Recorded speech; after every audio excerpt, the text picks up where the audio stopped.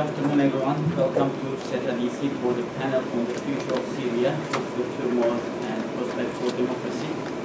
It has been a historic year for the Middle East, and developments and clashes in Syria has been one of the most dramatic of these chain of events in the region.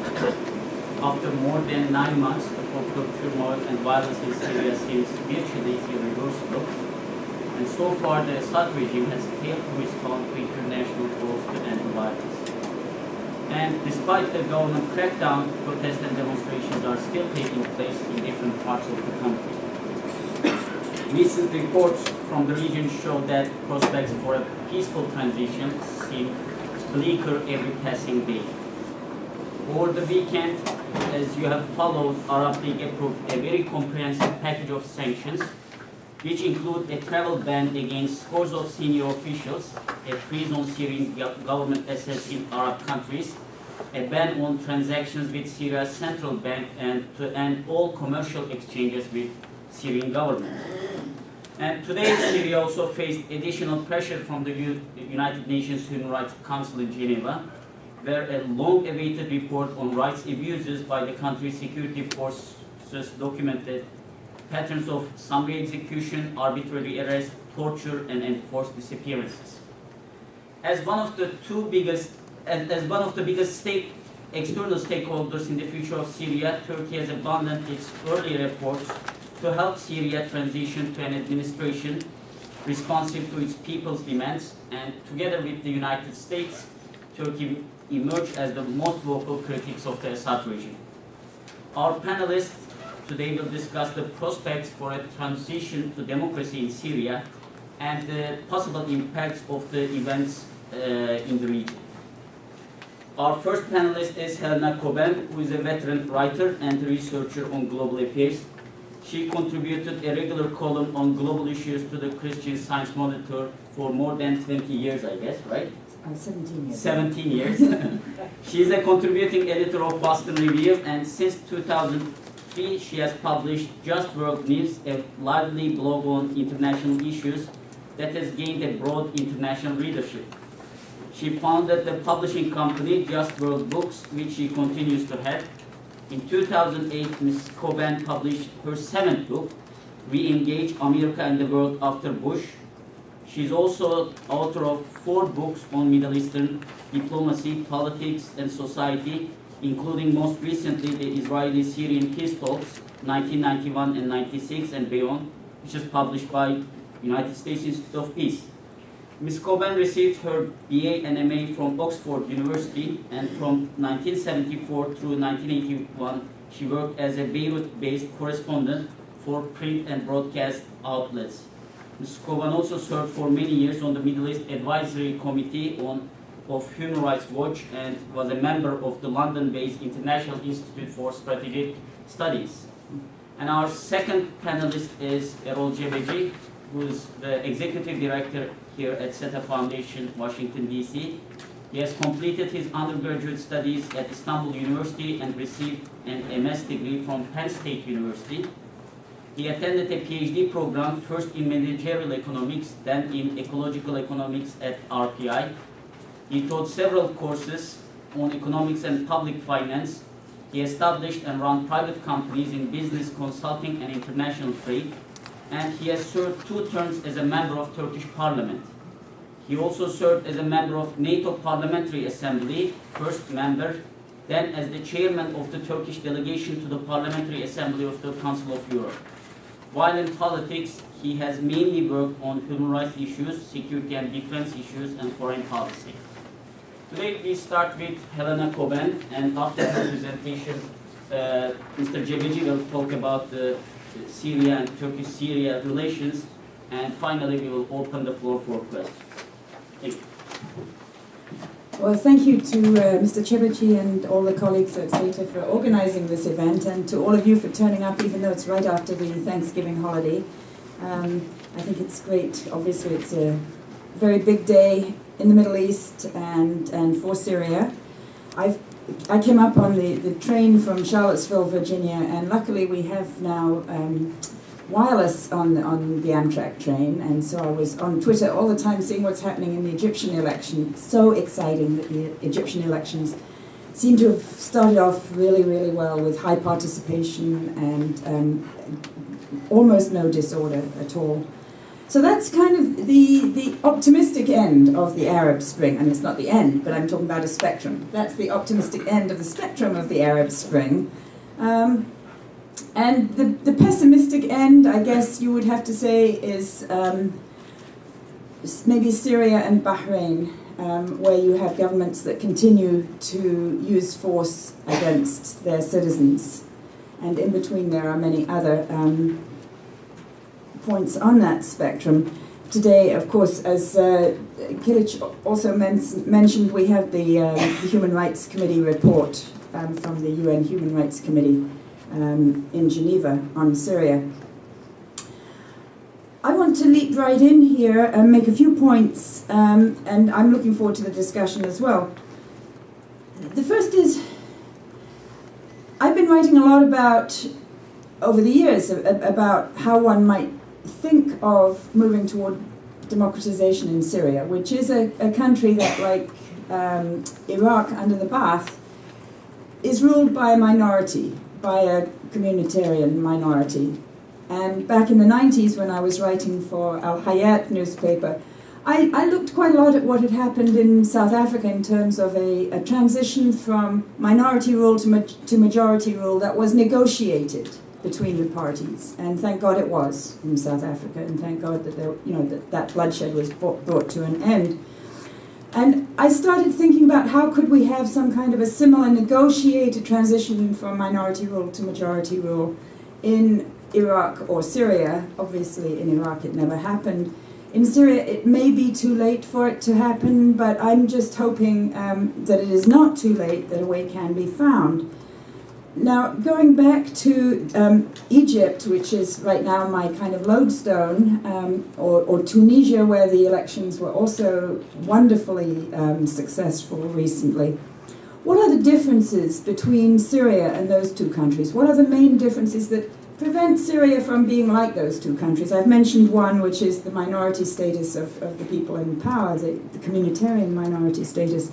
Another, I think, is the institutional development of the country, the fact that you don't have the same rich network of bar associations and journalist associations that operate more or less independent of the regime that you had in Tunisia or Egypt, and sort of proto-political parties in Tunisia and Egypt, although of course under Ben Ali and Mubarak there was terrible political repression. But just the institutional development is that much bigger in Egypt and Tunisia, as it was in South Africa, even under apartheid, where you had a court system, even though it was, an apartheid court system.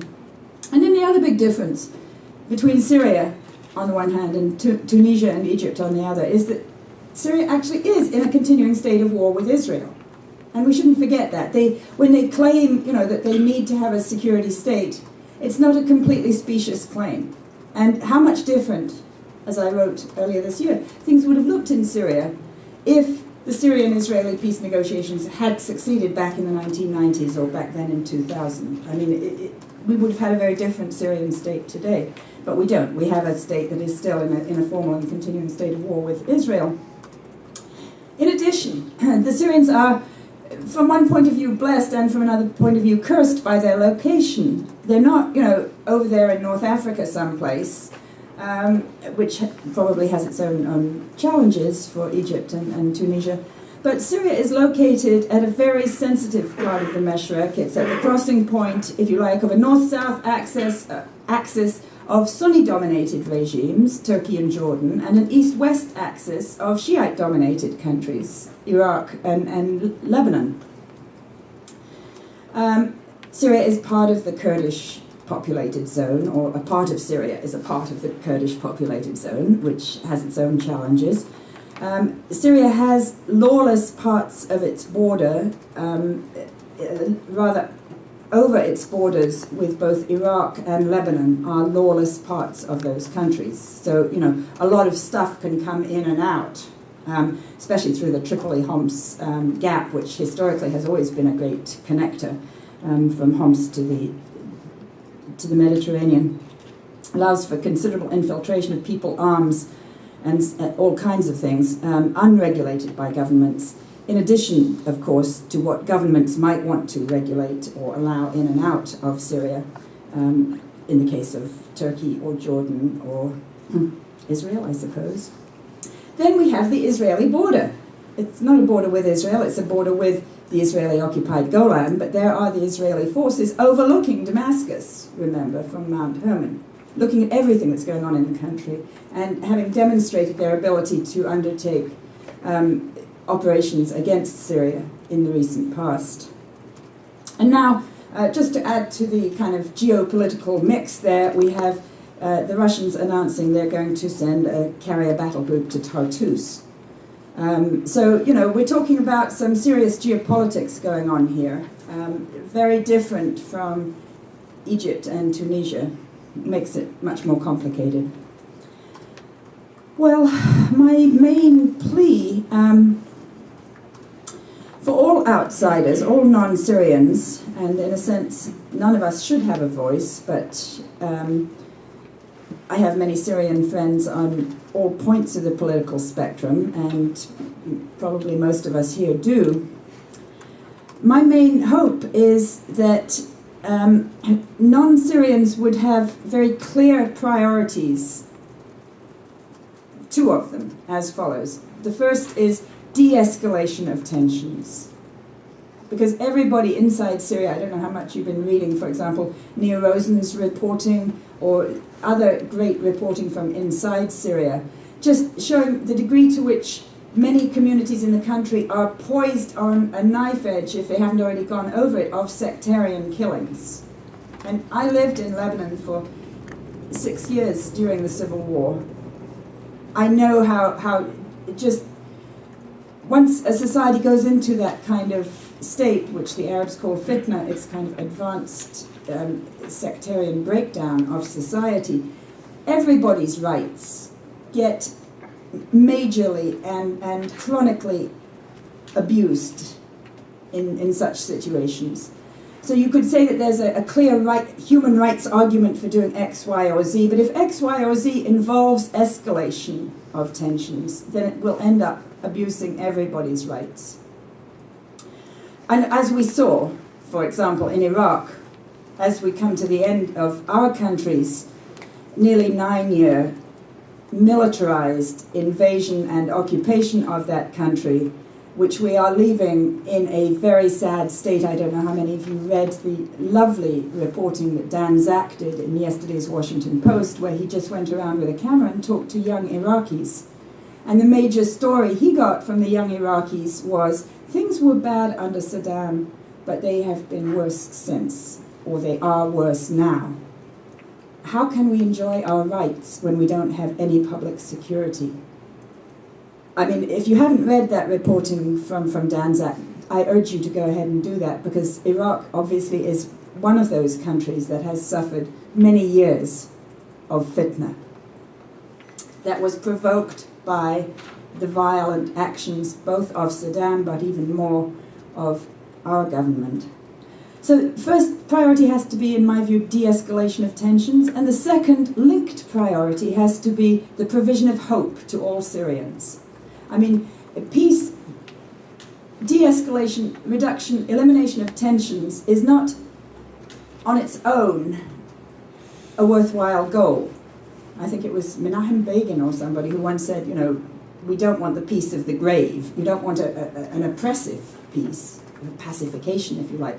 What you want is a situation where all Syrian citizens, whatever their confessional, religious, ethnic background is, have hope that they can build a future in their country for their families and live the good life as they see it, whether they see that in religious terms, secular terms, professional terms, or whatever. The provision of hope not only to members of the majority, but to members of all the minorities, including the minority currently in power, which is acting out of a large degree of fear. And this was a point that was made in the recent crisis group report, that we have to actually address seriously the concerns of the Alawites, that they might be the butt of terrible retribution. And that if those fears can be allayed, then you can start to think how you get people to sit down in a negotiation. I'll just move quickly to the question of Turkey's stakes, influence, and role in Syria. Obviously, Turkey had its longest land border, 910 kilometers, is with Syria. And this is not a land border like the one between Libya and Egypt, where 9/10 of it is desert. This is a border with people living, more or less each side of it. People who may be ethnic Arabs, ethnic Turks, ethnic Turkoman, ethnic Kurds, religiously Alawites, religiously Sunni. I mean, it's a very mixed and rich kind of human geography there. I think Turkey, because of the length of that border, is uniquely vulnerable amongst all of Syria's neighbors to any situation of instability and fitna inside Syria. Of course, Lebanon is as well. Lebanon always will be. But there's not that much Lebanon can do to prevent fitna in Syria. There are parties inside Lebanon that are contributing to it. There are parties from both sides. But it's hard to see, that Lebanon could be the peacemaker. I think it's quite plausible to argue that Turkey could and should be the peacemaker. I'll come to that more later. Turkey has great credibility inside Syria, with Syrians across the board. We were just talking a little bit earlier about how attitudes in Syria toward Turkey have really changed over the past, I have to say this, nearly 40 years that I've been going to Syria. Back then, when I would go in the 70s, people were still talking about, how terrible it was that the Turks had taken Alexandretta province, which I guess you guys call Hatay, right? Which it wasn't actually Turkey's fault. It was the fault of the French giving it away. But we can go into that later. Maybe the price was worth it. And the legacy of Ottoman misdeeds, which was always played up in the Arab nationalist narratives. That was then. That was in the 1970s. Now, the past few times when I've been to Syria, the Syrians across the board, just love talking about Turkey. And I haven't been to Syria this year, but when I went last year or the year before, they talk about going there for business, for pleasure, for tourism, for all kinds of reasons. And just, it's sort of like a fresh air, a lung for Syria, for Syrians across the board. And at the government level, the foreign minister, Walid Muallim, told us not long ago, maybe a couple of years ago, that in the middle of the last decade, at a time when the policy of the Bush administration here was an undeclared but very evident policy of regime change in Syria, that Turkey saved the life of the regime by reaching out and providing, diplomatic services and an opening to Europe for Syria. So I think there is still a legacy both amongst the regime Syrians, although I gather they're pretty angry with Ankara right now, but maybe they can be persuaded that they really should work with Turkey. I don't know why they weren't persuaded earlier this year. But Turkey does have, and this is really important as well, a strong record as a successful democratized regime. It hasn't completed its process of democratization, but if you look at where it is compared with where it was in the mid-90s, it really is a remarkable role model for Middle Eastern countries that want to have a successful economic and social order that is reasonably just and that is in touch with people's cultural affinities, and that has dealt, I think, thus far remarkably well with the ever-thorny issue of civil-military relations in a democracy. Not perfectly, but pretty darn well. Much better than any regime in the middle, any other regime in the Middle East. And has dealt pretty well also with issues of minority rights. So it is a role model. And of course, stunningly successful economics, especially when you look at Europe, the rest of Europe these days, which is kind of imploding as we speak. But people like that idea of being economically successful too. So I've set up, perhaps unrealistically, but I think it's worth doing, set up Turkey as necessarily a major power and player if we want to de-escalate tensions in Syria and to provide hope to Syria's people, all of Syria's people. I think what needs to be done is something like the following: the creation of an authoritative group of governments able to oversee a transition to democracy. So that would be the goal, that within a date certain, and I think this should be probably between 9 and 18 months, we want to see a fully free and fair election in Syria. Thus far, we have the Arab League with Foreign Minister Davutoglu kind of there as an extra, not quite Arab. But the problem with the Arab League is that the big players in the Arab League right now are not credible leaders in a move toward democracy, to say the least. Let's say in a couple of years, Egypt might be. And Egypt, with its natural strategic and human weight, could become again the outstandingly powerful player in the Arab League, but it's not. Right now it's still in the middle of its own very complicated transition to democracy, and I hope to heck that it succeeds, but the last thing it needs is to be distracted by something as very, very difficult as helping Syria's people get to democracy. I just don't see anybody in Egypt who's in a position to do very much of that. But obviously, if there is a push toward democratization, it needs great support from the Arab League and from the UN.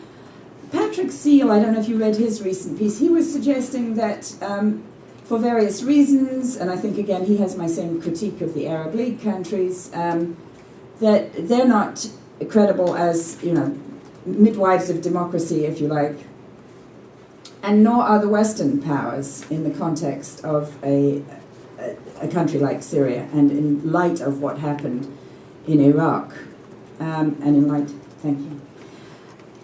Patrick was proposing the BRICS, Brazil, Russia, it's this economic acronym. Brazil, Russia, India, China, and South Africa. Okay, thank you. Again, I don't think that Russia and China are credible as midwives of democracy. So what I think actually could work would be lead participants in this group being Turkey and South Africa. South Africa in particular because of, number one, its anti-colonial history, and number two, its experience of that transition from minority to majority rule, which I think is really crucial in this context. You could include countries like Indonesia, successful third world non-aligned movement, especially Muslim democracy like Indonesia. So this group, so I'm trying to persuade, obviously I came here this afternoon to try to persuade everybody here and all the Turkish media this is a great idea, and so that you'll go back and your foreign minister will call the South African foreign minister and soon it'll happen, okay? What this group should do, it should be to confer with all the parties in Syria and establish a brisk timetable for preparing for and holding democratic elections. As in South Africa, all parties would be allowed and encouraged to participate, even those accused of crimes against humanity. Remember, the apartheid regime in South Africa had been committing crimes against humanity for decades at the time that it was included in the elections. And actually, they thought, according to my friends in South Africa, the National Party leaders thought they would win the democratic elections. which is fine. You know, whatever people think going into an election doesn't really matter so long as they agree to participate in good faith, in good order, in the electoral process. Obviously, there'd be huge questions of assuring public order in the preparation for those elections. That most likely would have to be done by the regime under monitoring from the Midwives of Democracy group. Just as in South Africa, it was the South African white-dominated apartheid security forces that maintained security of the electoral process through the whole run-up to it. But they did so in good faith. What they got was they got amnesty, which was worth it to them, but it was worth it to all the other South Africans to get them out of the driver's seat. And I think the main requirement from all the other countries, that is our country here in the States, and all the other countries that are not part of the midwife group, is that they stay out of interfering. You know, and that's the best thing we can do, and especially as our troops are being pulled out of Iraq, one of my fears is that somebody in the Pentagon may say, oh, look, there's Damascus. You know, we can go and have a little humanitarian intervention there. And we've seen that before. We saw as the US troops withdrew from Lebanon in 1983 that they went and invaded Grenada. We saw when the US troops were pulled out of Vietnam in the 1970s, they went and bombed Cambodia. I mean, I think this is a live fear, and it's one that I want to spell out, so that I want to make sure that it doesn't happen as much as possible, obviously. Can my kind of a plan be implemented amidst all the regional turmoil, with Israel still occupying part of Golan, with everything that's going on in Iraq, in Palestine, in Lebanon, with regard to Iran? Can this happen? It's not going to be easy. I mean, I'm not saying it's easy, but the only thing I'm saying is that if something like this, if a reasonable plan for transition to majority, accountable majority rule is not formulated and implemented by Syria's friends, then the alternative of a breakdown, social breakdown and widespread fitna and sectarian killing inside Syria is far, far worse to deal with at the end of the day. Thank you. Thank you very much, and good afternoon, ladies and gentlemen. I will focus more on the Turkish-Syrian side, and I think some of you who follow the region would remember that in 1999, Turkey was at the brink of a war with Syria. And this was a real war, and probably in the last 30, 40 years, this was the most serious threat that Turkey was making towards the neighbor.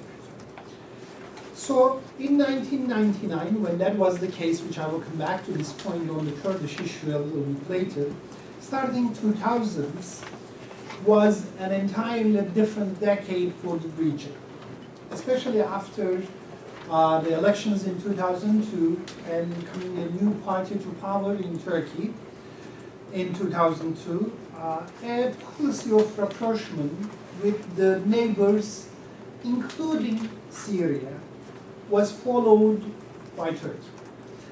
The policy of Turkey in the last 10 years was integration, both economically and politically, and it had cultural elements also, and without really questioning the regimes and the legitimacy of the governments in the neighboring countries, Turkey was adamant that the approach of we will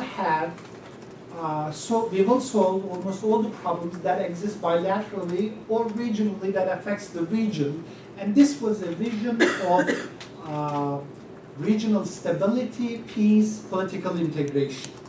And this policy was consistently applied almost in the entire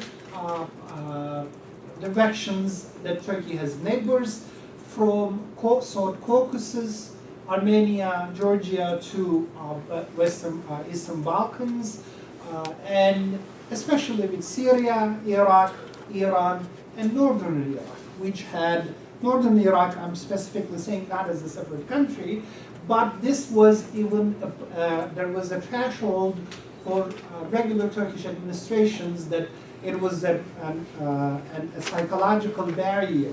But they were able to go over that one and engage everybody without questioning the legitimacy of the governments. While engaging every government in the region and trying to better the economic and political relations, Turkey was also encouraging change in the region.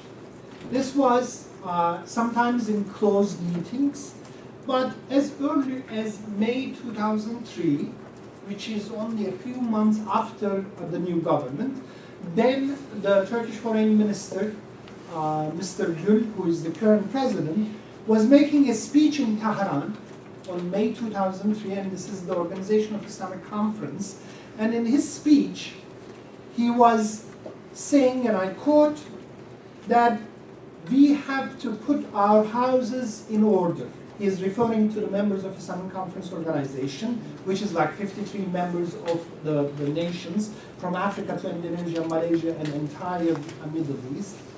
And he was suggesting that if we do not start a change within, then the change will be imposed on our countries. And remember those times, it is the invasion of Iraq by the United States, change from outside. And he was warning against outside imposed change, and he was advocating a change inside, and he was explicitly mentioning that the rule of law, human rights, and women's rights. So this was in 2003. While Turkey, on one hand, was trying to increase the quality of democratic standards at home, its foreign policy objective of zero problems with the neighbors was the new approach in the region. Turkey was very instrumental because I would like to invite you to think about this 2003-2004 periods and what was going on in Iraq, and probably what was going on in Iraq, both in 1990s, the first Gulf War, and the second Gulf War, the most affected outside country of that region was Turkey, both economically, politically, and from a security standpoint.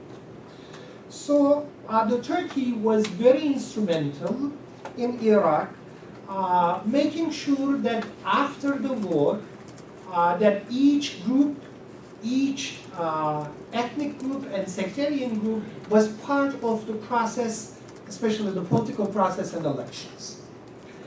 Now, in the meantime, Turkey was heavily investing on the Turkish-Syrian relations.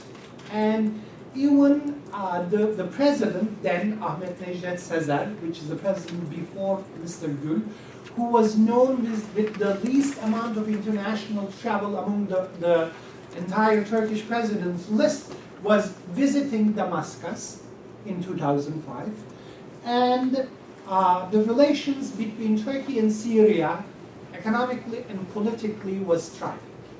And I know the region, and I have visited the region because I'm married to a person from Antakya, which is the Turkish-Syrian border, and both sides of the border was thriving economically. Those cities, Gaziantep, Antakya, Kilis, Marash, that is on the Syrian, close to Syrian border on the Turkish side, and on the other side, on the Syrian side, the Halep, Aleppo, and Idlib, they were thriving economically.